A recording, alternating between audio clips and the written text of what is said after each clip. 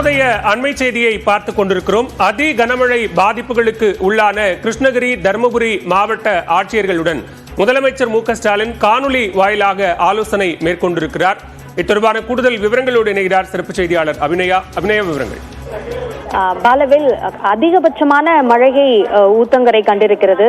50 centimetre மழை பெய்திருக்கிறது. அதே போன்று அதற்கு அடுத்தபடியாக கிருஷ்ணகிரி மாவட்டத்திற்கு பிறகு தருமபுரியில் அதிகபட்ச மழை பெய்திருக்கிறது.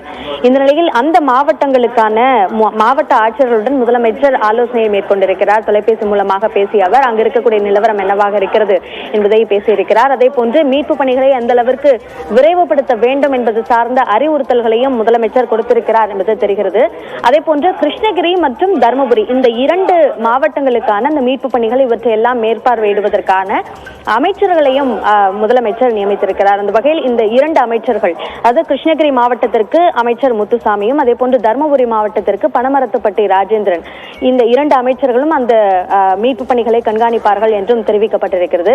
எனவே இந்த 2 மாவட்டங்களிலும் அதீத கனமழை, வரலாறு காணாத கனமழை பெய்திருப்பதன் காரணமாக அந்த பணிகளை மும்முரமாக கவனிக்க வேண்டும் என்பதற்கான நடவடிக்கைகளை தமிழ்நாடு அரசு முடுக்கிவிட்டிருக்கிறது.